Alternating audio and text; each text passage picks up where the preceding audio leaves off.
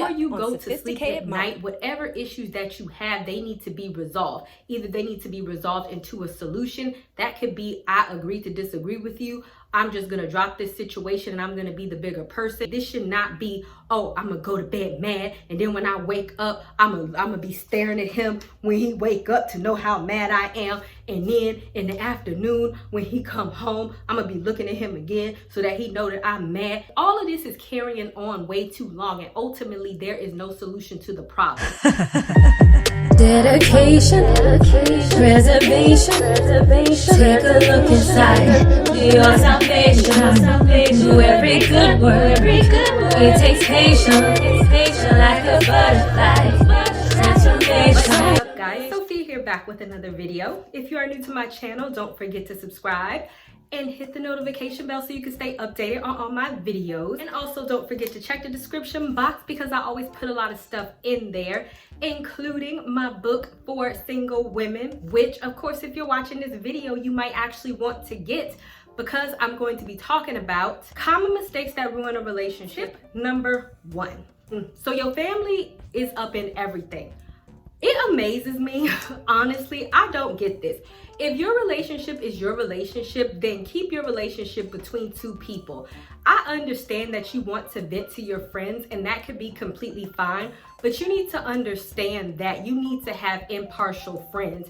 Meaning that if your friends are always butting into your business in the sense that, you know, they're like, oh, you need to do this, that, and the third, and they giving you the wrong advice and they're making your relationship worse, then you don't need to tell your friends. You don't need to tell your family anything, because it's one thing to vent and they're a listening ear and they give helpful advice. It's another thing for your friends to just give you stupid advice, or your family to always be butting in your relationship. They're actually making the situation worse, because it's like this. Your friends and your family will continue to hold grudges against your partner even well after you're over it. No relationship is perfect, and and let's be real, you're only giving your side of the story. You're not going to tell everything that you did wrong in the situation.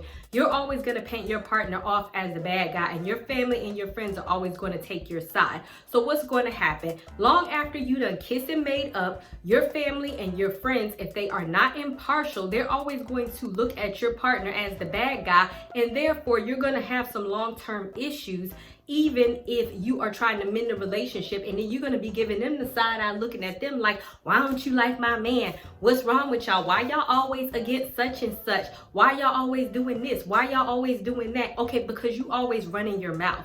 And it was so crazy because I was watching 90 Day Fiance the other night, and I was catching up. And I don't know if y'all familiar with it, probably not, but I watch Pedro and Chantel. And if you are familiar with the story, that is a prime example of two families who are just ruining a relationship, and this is a long-term, they've been married for like 5 years or something crazy, and this is a long-term issue of families butting in and having their nose in something where it doesn't belong. And because of that, these two people have marital issues based on outside people that don't have nothing to do with the relationship. And specifically, when you go to Matthew 19:5, it says, for this reason, a man shall leave his father and his mother and shall be joined inseparably to his wife, and the two shall become one flesh.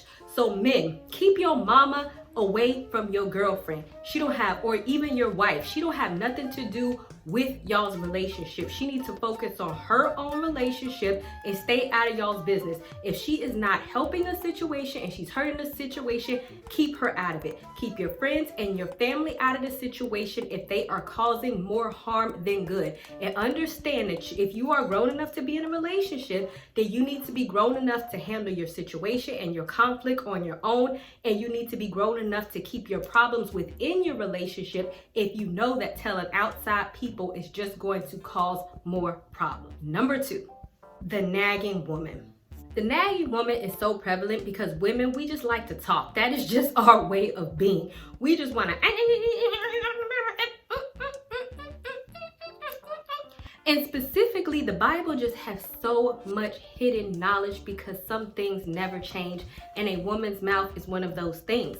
And if we go specifically to Proverbs 21:9, it says, it is better to live in a corner of a housetop on a flat roof Exposed to the weather, let's think about this. This could be a freaking tornado or a hurricane.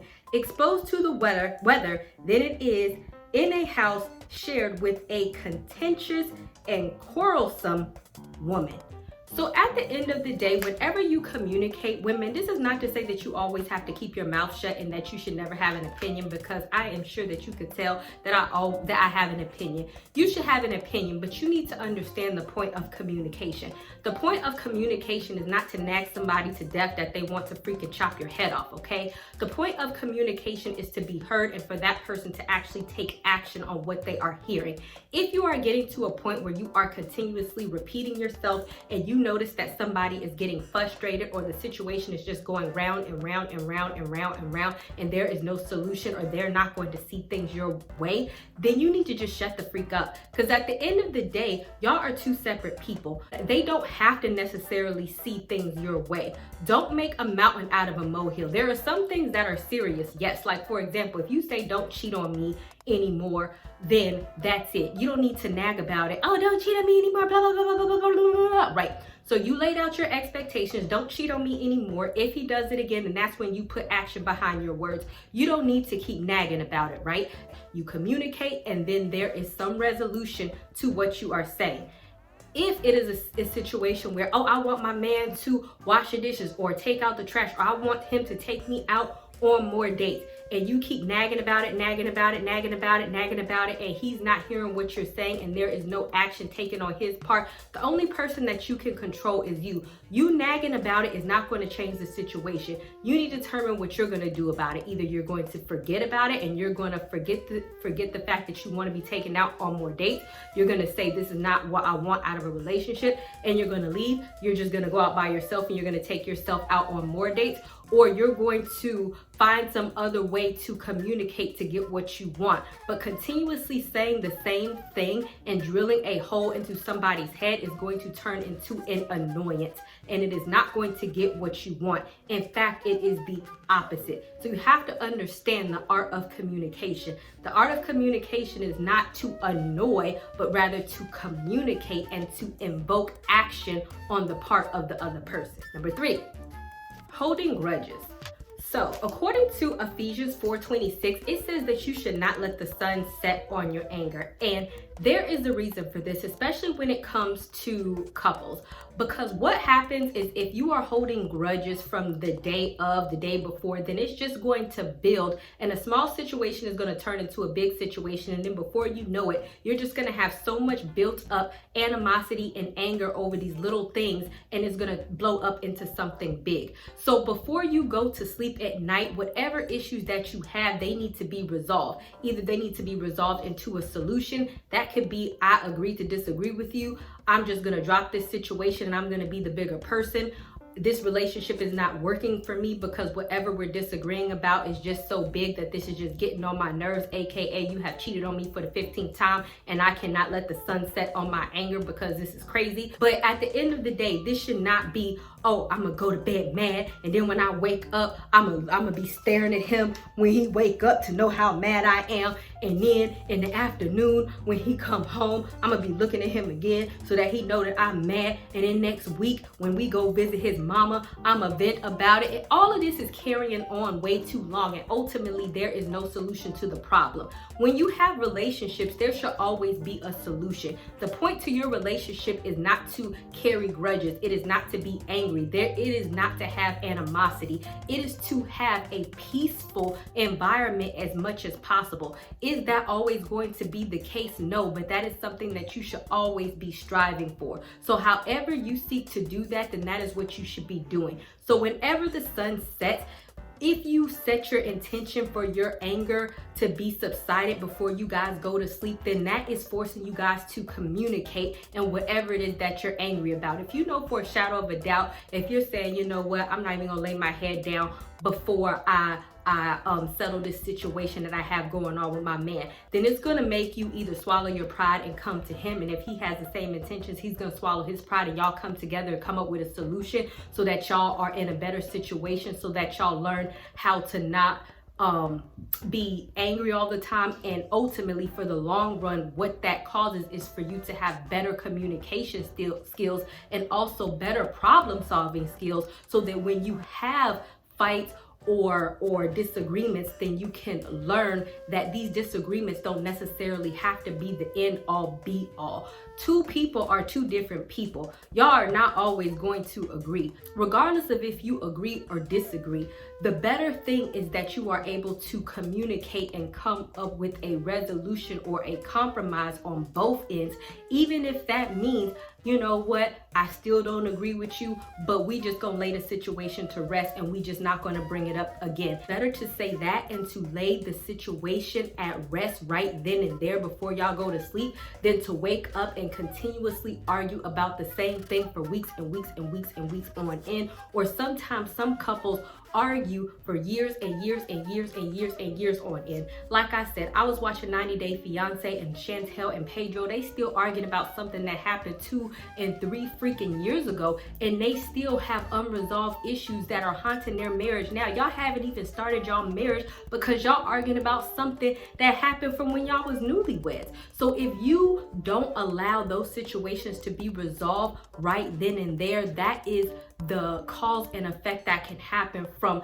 allowing those situations to just wallow on and on and on for an eternity with no end in sight. Number 4, withholding sex. So I do have to put a disclaimer out there. When I'm talking about withholding sex, obviously I'm a faith-based blogger, so I am talking about within the context of marriage. I'm going to link my celibacy video down in the description box in case you have any questions on why I believe that, so that, you know, I'm not gonna go back and forth in this video about that, but you know, go there. But I do want to go into 1 Corinthians 7:5, in which it says this: do not deprive each other of marital rights, perhaps by mutual consent for a time, so that you may devote yourselves unhindered to prayer, but come together again so that Satan will not tempt you to sin because of your lack of self-control.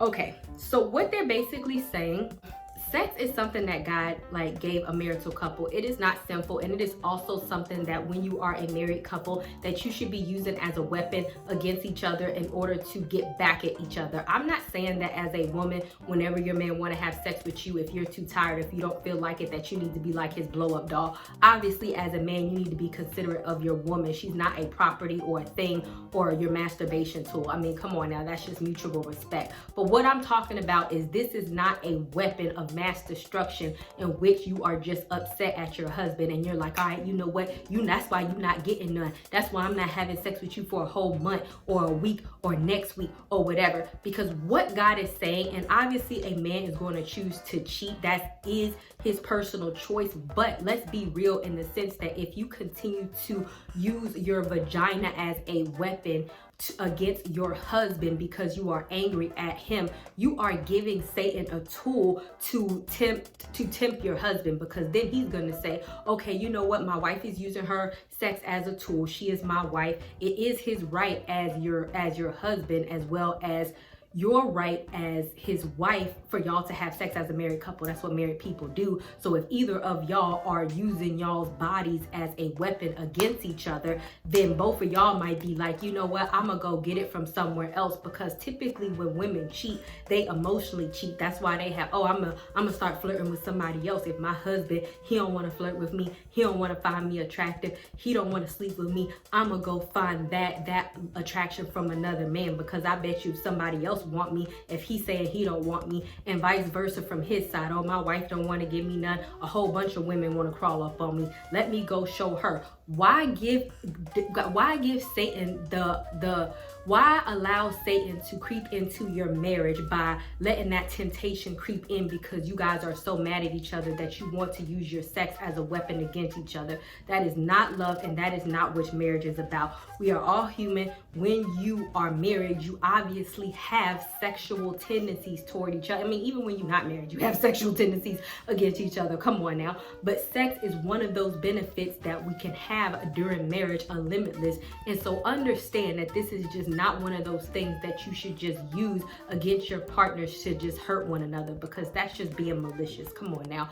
Don't do that for either one of y'all. He shouldn't be doing it to you, and you shouldn't be doing it to him. And that's just keeping it real. All right, guys. Thank you guys so much for watching.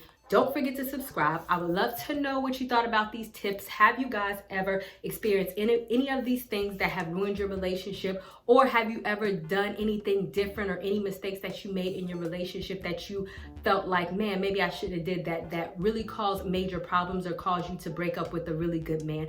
If so, leave them down below because I would love to hear it. Don't forget to subscribe, and I will see you guys another day, another time. Bye, y'all.